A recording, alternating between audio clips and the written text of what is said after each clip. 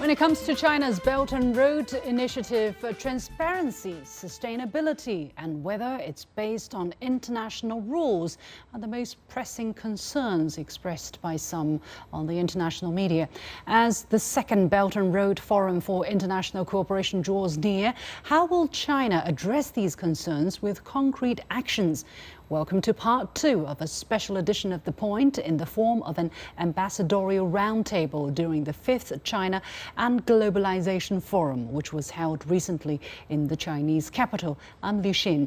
I had the privilege to chair the conversation and hear the different views of countries which are for and against this initiative at the moment, as well as those which are on the fence. Ghana's ambassador to China was the first to speak from the perspective of developing countries in Africa which have joined the initiative.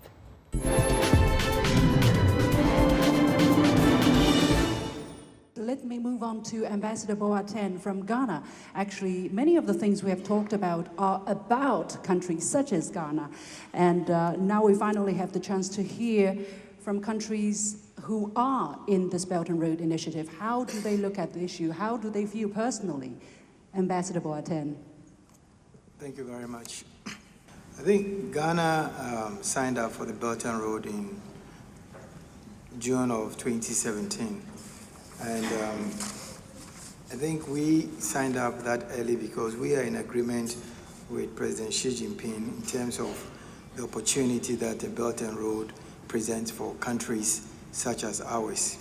We believe that it presents another window and a platform for deepening the debate, building consensus, and a new way of looking at things. Also, most importantly, for us, we believe that it presents us with new market opportunities in terms of how we can also build our economies. I mean, if you look at a country like Ghana, for the last 100 years, we, together with Cote d'Ivoire and Brazil, have been the largest producers of cocoa. The entire cocoa value chain has a value of about 125 billion. But what comes to the producing countries, especially Ghana and Cote d'Ivoire, is just about 6 billion. We believe that by joining new initiatives such as the Belt and Road, we would have more opportunities to enable our farmers to have more value for their products. In addition to that, we also believe that we have a proverb in Ghana that says that when big rivers have water, the small ones are filled. And when small rivers have water, the big ones are filled. I think this is also a Chinese proverb as well. We believe that in terms of driving the international cooperation, the Belt and Road, it's another window through which we can engage the world. We believe that, a lot of the discussions are centered sometimes in the present and in the past. We believe that Europe and the northern powers have had their turn. Today, we're talking about China and Asia. Tomorrow definitely belongs to Africa. And for us to be able to take that opportunity, we have to look at things differently. And that's why most of the African countries have embraced the Belt and Road Initiative. Obviously, like some of my colleague panelists have said, it comes with its challenges, but we believe that it's work in progress. Like most of the institutions that have shaped the world, as we go along, we would fine-tune, and it should be fine-tuned, and different voices, hopefully, will come to bear in how Belt and Road finally shapes up. We don't see the current stage of the Belt and Road as a zero-sum game. We believe that we should work on it together to make it better. If it's better for the rest of the world and for all of us. One of the things that we look at in terms of the Belt and Road is the people-to-people exchange. I think last September we had a historic FOCAC summit in which a lot of our leaders from Africa were present. Now, the interesting thing about the people-to-people exchange is that for us in Africa, mostly our people-to-people exchange were to the north, especially for countries like Ghana, mostly to our former colonial masters. Now that's changing. I mean, if you go to Ghana, for instance, right now more people are coming to Asia for their education because we believe that the value systems presented sometimes from the Asian perspective are more in tune with us, and it doesn't force us to change our thinking, change the way we do things, and also how we implement things. I mean, if you look at China, for instance, today Ghana has about 6,750 students in the Chinese educational system. 10 years ago, it was very small. Most of us were educated in the West. And we see this as a new way and a new window through which we can develop and alleviate poverty in our markets. The goal of our new leadership is to make sure that we lift most of our people out of poverty. Our president has declared a Ghana Beyond Aid. Ghana Beyond Aid meaning that during our lifetime, we should be able to have a Ghana that is independent. And to be able to do that, we have to embrace new initiatives like the Boateng Road, which is a new way of looking at the world, a new way of doing things differently. We cannot change the world. We cannot develop our people. We cannot alleviate our people if we continue to look at the world through the same prism. And for us, Boateng Road is just another new platform. Thank you. Thank you very much. Thank you very much, Ambassador Boateng. Very different perspectives, but very sincere and very down-to-earth, talking about the problems that developing countries face in common. And we actually feel very much attached to these things that you just mentioned. We are going to hear another case of another country, a developing country, which has signed up to the Belt and Road. But before that, let me go to our friend from the US Embassy, Mr. Klein here. I think enough questions have been asked, so I'm not going to ask any more questions. Please go ahead, Mr. Klein. Yeah, well, thank you very much, Madam Liu. I think when we talk about interconnectivity, when we talk about promoting infrastructure development around the world, this discussion cannot be separated from a broader discussion about the principles that should govern how we engage, either multilaterally or in bilateral economic engagement.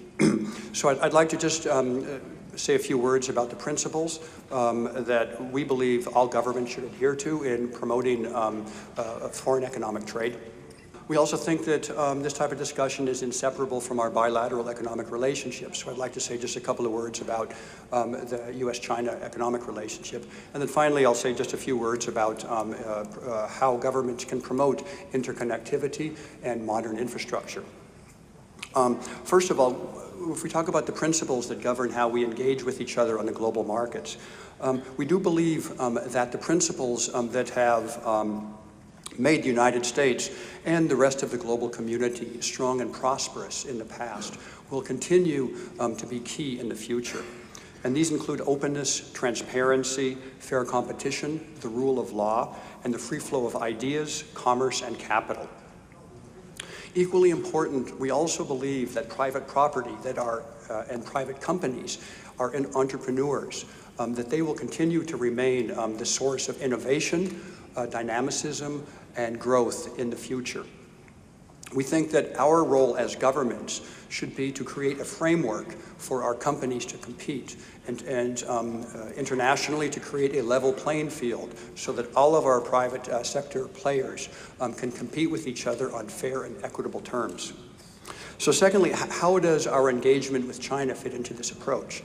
Those principles that I just mentioned, they also govern how the Trump administration views our economic relationship with China. President Trump has repeatedly stated that we have a strong desire to work with China to achieve an economic relationship that is truly fair and is truly reciprocal.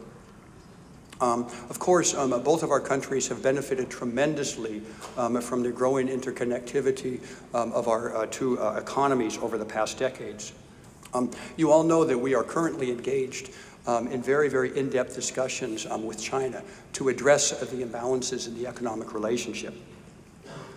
And we are committed to reaching a meaningful, fully enforceable trade agreement with China that will address some of the long-standing issues in the bilateral economic relationship. And we believe that taking these steps will not only be good for the U.S. and China bilateral economic relationship, they will also help China advance all of the aforementioned goals that China has with respect to further reform and further opening up.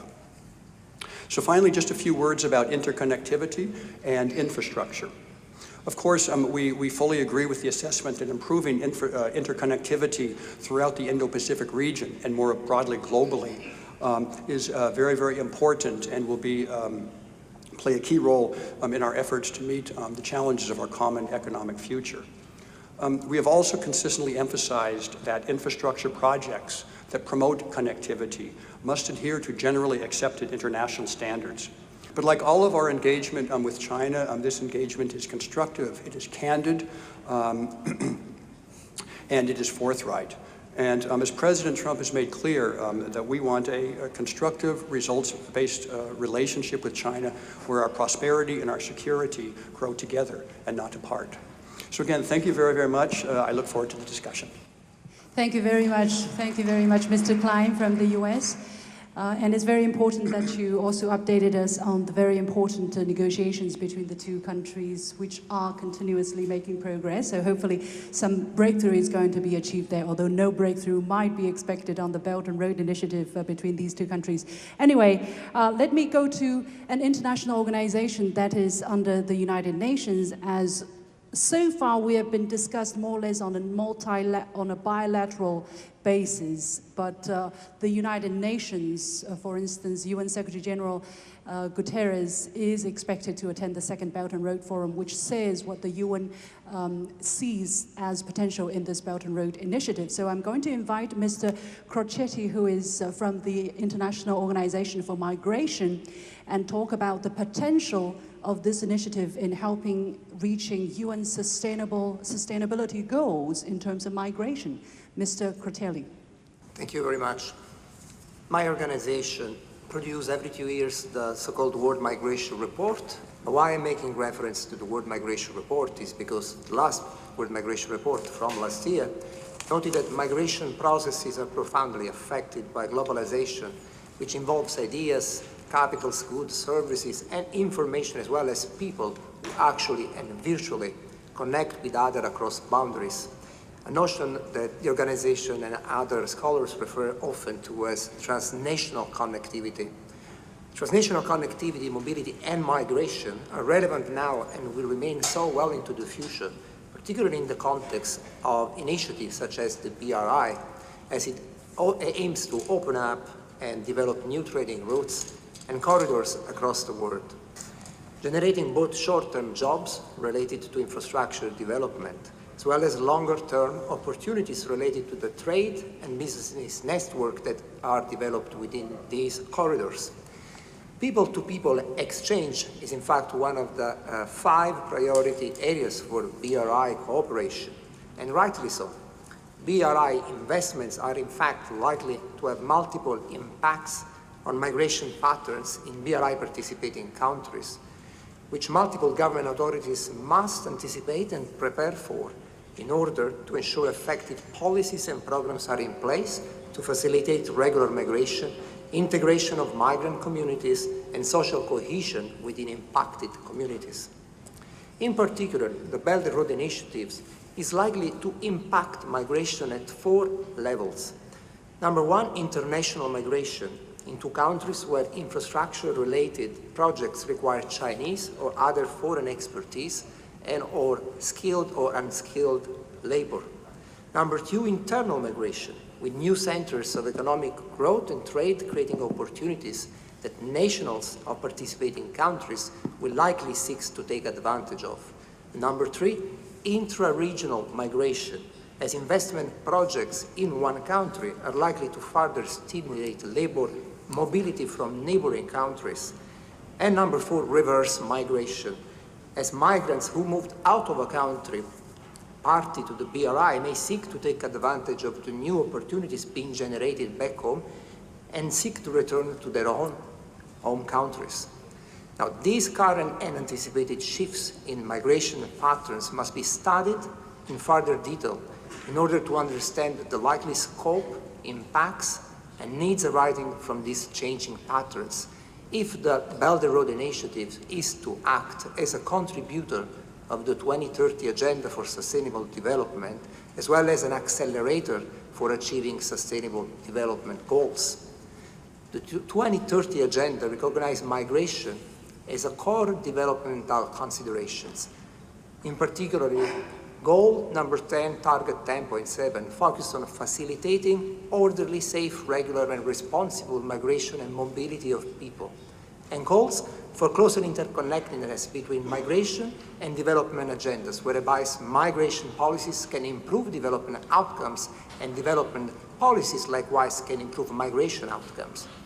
Recognizing that migration is a defining feature of our globalized world, connecting societies within and across all regions, 164 member states of IOM and countries around the world subscribed in December 2018 on the Global Compact on Migration, which carries three important values: embraces the developmental dimension of migration, it acknowledges that no state can address migration alone, and fosters international cooperation to address migration in all its dimensions in the era of globalization 4.0, which brings me back to the theme of this session.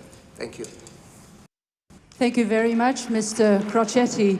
I just want to mention that I was interviewing a Chinese project building a 500-kilometer long highway in the Republic of the Congo, and 5,000 Chinese workers worked there for 8 years and under very harsh conditions. So exactly to highlight some of the points that you mentioned. But they successfully done that, and that road is now up and running. Next, let me invite, last but definitely not least, a friend from the Cuban embassy, Ambassador Ramos. I understand Cuba has signed up to the Belt and Road Initiative, is one of 11 North American countries to have done so. So what has been Cuba's consideration and what is going on now?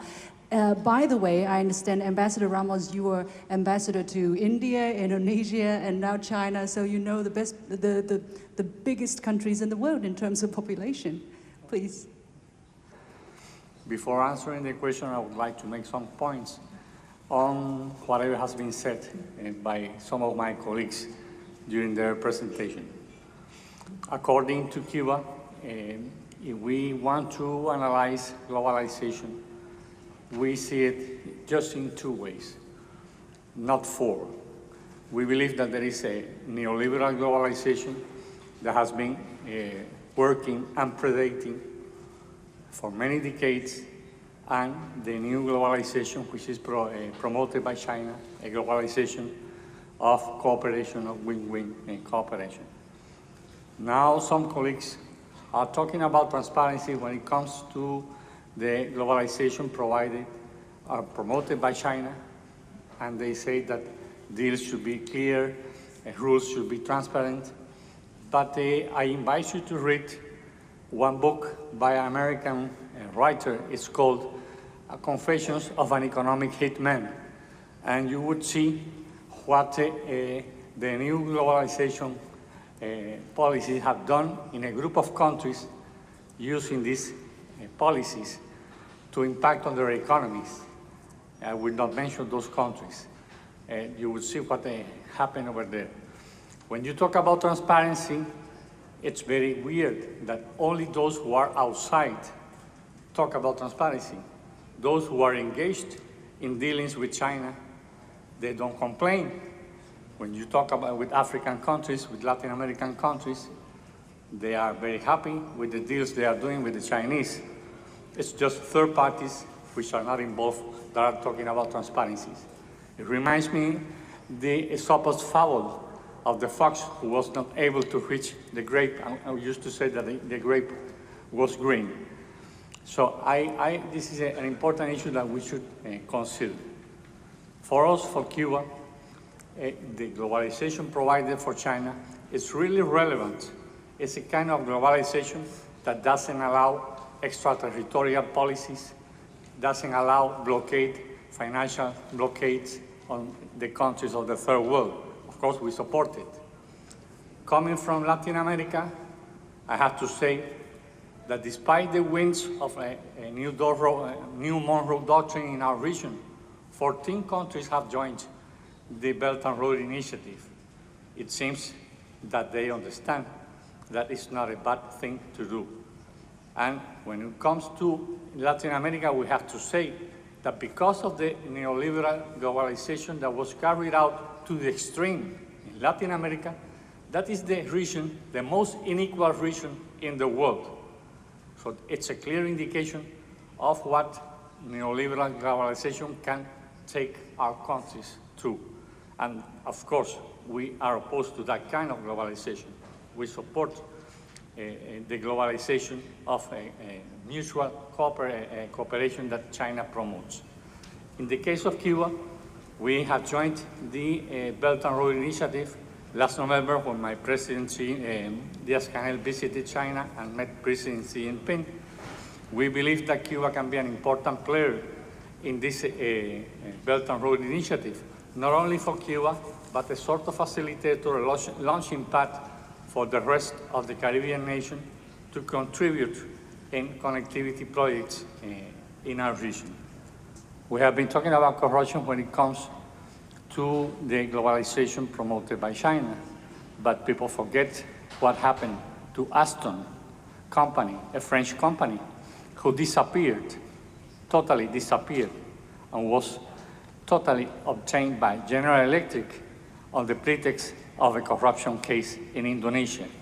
So things did not start with the Belt and Road Initiative. It started much more earlier. And I agree that as one of my colleagues mentioned before about the challenge to the status quo, many US think tanks have talked about the Thucydides trap, and it has become a sort of a historical cycle. When a power is in decadence, they start becoming protectionist and unilateral, and powers that are growing become more open, more inclusive, more multilateral. Thank you very much. Thank you very much, Ambassador Ramos. Very interesting insights from the Latin American perspective. So we have heard the position of all of our representatives here from their perspective background. Some very interesting questions, burning questions which need to be answered. So I'm going back to Ambassador Miller here. You have been listening rather attentively, I understand. Let's talk about some of the questions that Ambassador Su Ge posed to the United States, right? The status quo power, whether they can look at this Belt and Road Initiative from a pragmatic point of view. If there's an opportunity, is Caterpillar not going to jump on board? If there are equal terms, shared profits to be gained by American companies, why not? While the Belt and Road Initiative is very large in scale, it's not unprecedented in the types of activities that are being undertaken. And the international community as a whole has gone through several cycles, but we certainly went through a cycle in the 1960s and 70s when international agencies and countries were trying to heavily promote the creation of infrastructure. Particularly in developing countries, but in countries in general. And there were some successes in that group of projects, but there were also some pitfalls. And I think there's a lot of experience out there in the World Bank and other aid agencies about the ways these kinds of government-directed investments can succeed or sometimes not succeed. And I would just urge the Chinese government and the governments of the countries that China is working with in the Belt and Road Initiative to take account of all that previous experience. There's a lot of wisdom out there that can help make these projects sustainable. We learned very early, for example, that there were a lot of pitfalls connected with debt financing in the international aid process, and most of the Western donors have moved away from that, and we don't do debt financing any longer in our aid-type projects. I would just say there's a lot of wisdom out there. Take advantage of it. Okay, thank you, Ambassador Miller. Ambassador Su, let me ask you, how is China going to even further address the concern, for instance, on transparency, on standards, and more concretely, as our German friend proposed? Some people did mention the state-owned enterprises. Let me just provide you with a true instance, just another angle of it. I visited Kyrgyzstan, Uzbekistan, Tajikistan, all these stands. Recently, there was an initiative from China to dig a very long, probably about 20 to 30 kilometers long tunnel. Very difficult and tremendous hard task.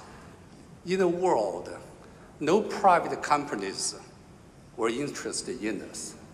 Then, therefore, we requested the state-owned, like China Railroad construction company. For the rules, which I visited some of the stands, and one biggest problem for us is not really with the high float international rules, but with some practical.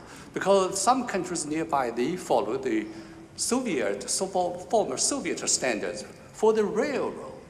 And the rails were a little wider than the Chinese 1557, but the Chinese 1457.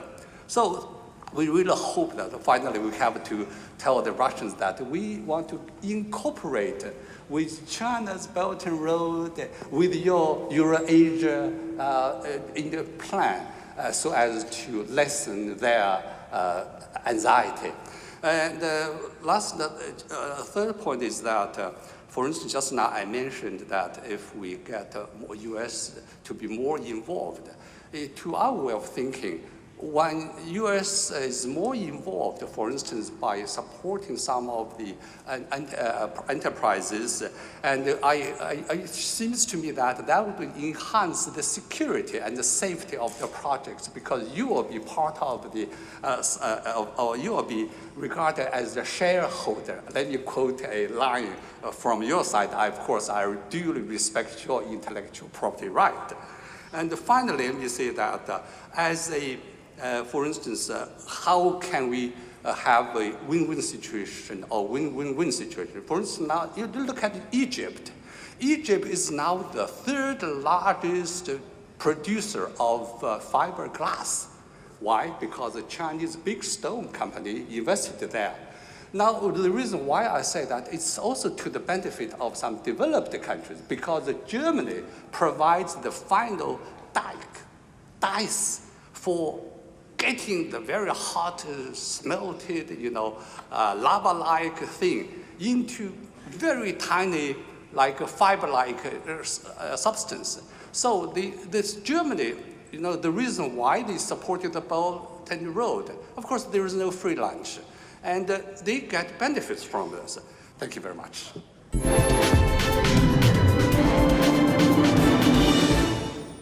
That's it for part 2 of our special edition and Ambassadorial Roundtable on the Belt and Road Initiative. More to come on The Point and from our new special series, BRI 360. As always, follow me on Facebook and Twitter using the handle The Point with LX. Download the application called CGTN to watch the show on your mobile devices, or go to YouTube and look for CGTN The Point. Thanks for watching. You've got the point.